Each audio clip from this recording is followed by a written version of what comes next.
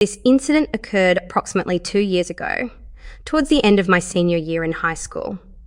It was early May and our graduation was scheduled for early June. With summer on our minds and our teachers lacking motivation, my friends and I followed the majority of our class and started skipping school. Our friend group consisted of a few minor characters, along with my boyfriend of 3 years, Kyle, my best friend since middle school, Sarah, myself, and a recent addition named Brad, who I must admit is a bit of a white knight. Kyle came from a Christian family, but not the kind that embodies true Christian values such as charity and kindness. Instead, they were homophobic, used slurs, and displayed hypocritical behaviour. They attended church every Wednesday and Friday, but I never joined them due to being agnostic, closeted bisexual, and feeling physically ill from their hypocrisy. They never really liked me because of this. Additionally, they had a sense of entitlement that only became apparent when they found themselves in trouble. Kyle was involved in organising the church's funding, which gave them a significant position within the church hierarchy.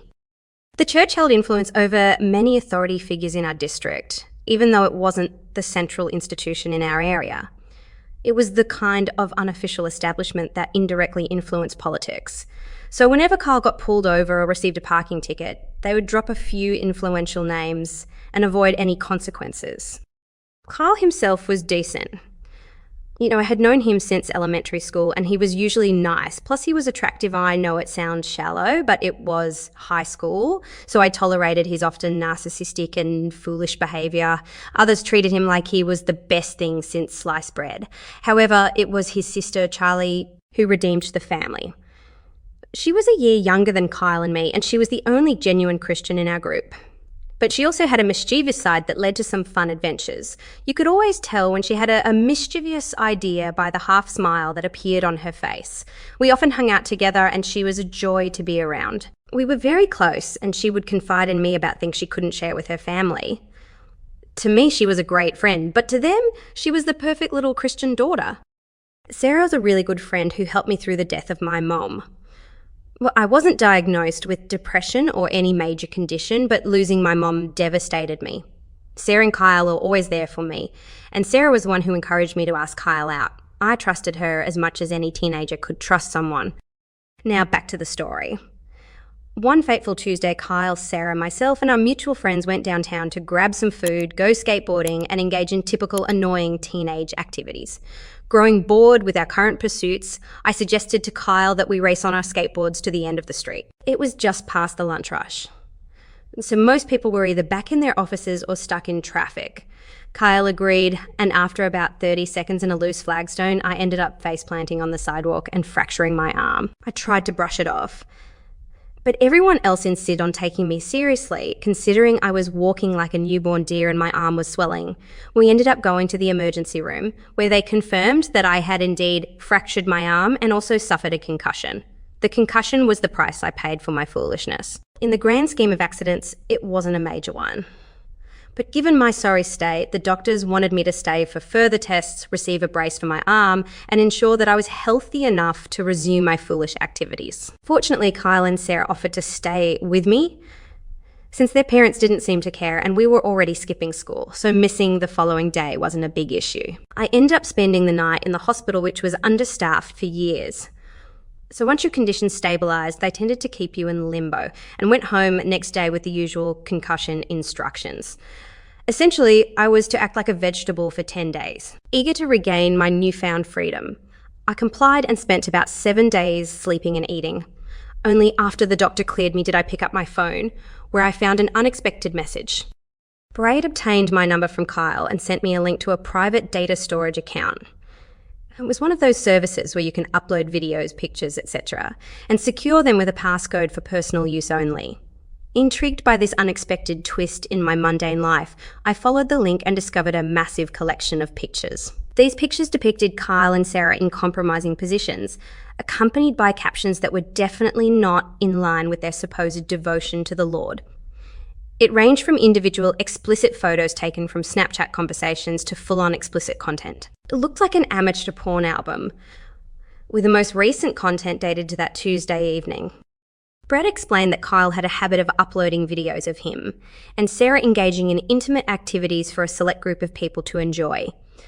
Personally, I would have expected him to use a mainstream platform like Pornhub, but Kyle had always been a bit self-obsessed, so this level of narcissism didn't surprise me. Brad had recently been included in this circle and was disgusted by the whole situation. For context, in our 3 years of dating, Kyle and I had only gone as far as a BJ after a football game in January. He fed me lies about saving it for marriage while being intimate with my best friend. I was devastated. The two people I had trusted unconditionally had been betraying that trust behind my back, fully aware of their significance in my life. When we next hung out at Kyle's place, I confronted him about this. At first, he denied everything and called me paranoid. However, when I presented him with the evidence, he involved his parents. They started accusing me of photoshopping the explicit content and even threatened to report me for creating child pornography, Sarah, and Kyle had just turned 18 the previous September. I knew that involving the police would prove my innocence, but I didn't want Brad to get in trouble for possessing such content, as our city had been cracking down on these cases for years. So I decided to drop the matter and walked away. I thought we had broken up, but apparently his parents insisted that we stay together until after graduation to maintain appearances with their extended family. Deep down, they knew he was guilty, but their usual entitled behaviour took over. Not wanting to cause a scene, I reluctantly complied and found myself sinking back into negative mental spaces I had experienced before. The interesting thing about religious families is that they can have LGB children, just like non-religious families. Kyle managed to avoid this sickness, but Charlie didn't. Not even a week after our argument, I found myself at Kyle's house helping him maintain appearances. Since Kyle and I didn't interact much during these times, I turned to Charlie for companionship. Whenever Kyle and I had fights, I would confide in Charlie because of her calm demeanour and genuine concern. I would share things with her that I wouldn't even tell Sarah. This argument, being the biggest one in our relationship, was no exception. While we were hanging out in her room, I noticed that she seemed restless. Her usual bubbly personality was absent. As someone who didn't have a strong gaydar, I assumed she had found out about Kyle's infidelity. Well, yes and no. I asked her what was bothering her, and she confessed she had a secret to share. I wasn't really in the mood for drama or comforting, but because it was Charlie, I let her speak. To my surprise, she revealed that she had been in the closet for years. She had started realising her sexuality at around 14 or 15 years old. For a long time, she had been trying to get closer to me because I was the only person she felt truly comfortable with. Her family was extremely homophobic and they only approved of her church friends. She had been jealous of Kyle and our relationship. But since she thought I was straight and didn't want to cause any trouble, she resigned herself to her teenage heartache. However, when our relationship hit a rough patch due to Kyle's infidelity, she saw an opportunity to express her feelings. Under any other circumstances, I would have said no. We had known each other for over a decade, and I had been dating her brother for 3 years. It would have been morally wrong, and Charlie was practically like a sister to me at that point. But then, in the heat of the moment, fueled by anger and a desire for revenge, I made a regrettable decision. I won't go into details out of respect for her privacy, but after that encounter, we both experienced a sense of satisfaction. However, I felt terrible afterward. I knew what I'd done was wrong, but given my current emotional state, I didn't care about the consequences. I felt more sorry for Charlie. At the time, my feelings were twisted and painful, and I convinced myself that I didn't really have romantic feelings for her. I thought it would be a one-time thing with the only non-family member I still trusted. Charlie sensed my conflicted emotions and managed to talk me out of some dark thoughts as we got dressed and said our goodbyes. Surprisingly, we continued our relationship after that. For Charlie, it was a chance to be with her longtime crush, and for me, it provided an escape. We kept up the charade until the day of graduation, when both our families, along with their church group, gathered at their house for a grand dinner celebration and a commemorative slideshow. I had known about this event since the fall, but I hadn't given it much thought until the incident occurred. During our fling, Charlie had been pushing me to overcome my negative emotions and seek revenge. It turned out that her parents had been spreading rumours within their church group, claiming that I had cheated on Kyle. They were saying After the dinner, Kyle would break up with me in front of everyone, including my family. I didn't care much about myself, but I couldn't let my dad be publicly humiliated by these individuals who thought they were superior. My dad worked for the district rep's office, and the district rep himself had grown up in that church. It was part of his man of the people image. A few well-chosen words, and my dad's job would be in jeopardy. Kyle's parents clearly hadn't thought this through, or maybe they had, and I was giving them too much credit. Either way, this had become personal.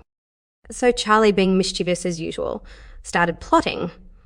She was well liked by the church group, which made it easy for her to secure the role of preparing the slideshow. In fact, she even delivered a speech expressing her excitement to finally give her brother and his friends the recognition they deserved. She then began gathering videos and photos from Kyle's Circle Jerk account. He hadn't changed the password. What a fool! As well as screenshots of their group chat conversations. He obtained these by borrowing his phone, pretending to make a call, and sending the screenshots to her own phone before deleting them from the message history. Charlie integrated all of this content into a slideshow. The slideshow was structured in a way that displayed pictures of the boys alongside their favourite Bible quotes on one slide, followed by screenshots of their conversations and other pictures they had listed as their favourites, concerted from after they turned 18, for obvious reasons on the next few slides. It took Charlie days to compile this slideshow, but she never once complained or asked for a break. She was on a mission, and besides being attractive in her own unique way, her actions were also changing my perspective on our relationship. The night arrived and we all gathered around the table, engaging in small talk and putting on fake smiles. Several families from the church gave me smug looks, as if to say, "You're going to get what you deserve." I brushed them off and stuck close to my family for most of the night. Charlie and I avoided each other to avoid arousing suspicion. Finally, the moment of truth arrived. Everyone was called into the backyard, where rows of chairs were set up in front of a large projector. Charlie put on her best innocent act and then started the soundtrack. The slides began to play and people started gasping and shouting along to Good Old Days by Macklemore. The expressions on Kyle and his family's faces as they realised what was happening were priceless. One by one, each boy was brought on screen and exposed, and each time everyone was too stunned to intervene. The few who tried to grab Charlie's laptop were unsuccessful. She quickly picked it up and ran into the house, locking herself in a bathroom since the projector was wireless. No one thought to turn off the projector. What idiots. Finally, after almost 5 minutes of Bible quotes and explicit content, the main boy was displayed on the screen. His quote was Hebrews 13:4, which read, "Give honour to marriage and remain faithful to one another in marriage. God will surely judge people who are immoral and those who commit adultery." This quote was intended to set the stage for my humiliation. Oh, how the tables had turned. Several videos played showcasing his adult exploits, along with screenshots of the extensive content he had created, including text dating back to the summer of 2017, implying the duration of his affair. It was painful to watch, but I found solace in the sweet taste of revenge before my eyes. Finally, the last slide appeared, a blank white page with a single audio file link. Even I was puzzled at this point, as audio was not part of our plan. Charlie sneaked back outside, clicked play, and Kyle's parents' voices came blasting through the speakers. Apparently, Charlie had recorded their entire plan to humiliate me in detail and added it to the slideshow as evidence of my impending setup. She had covered all the bases, and when the show ended, she stood next to the projector, wearing a devilish half-grin. It took a few seconds for anything to happen. Kyle and his family hurriedly retreated to the house, but since the party was at their place, they had nowhere to go. Several church members expressed their disgust towards Charlie, Kyle, and the boys equally for what had transpired. Charlie ignored them, called out to her parents, and waited for them to appear. When they did, she planted a big kiss on my cheek and declared herself as gay. Needless to say, this did not go over well. My parents and I left in a hurry, and Charlie, now in deep trouble, came with us. Charlie and I have been in a relationship since then.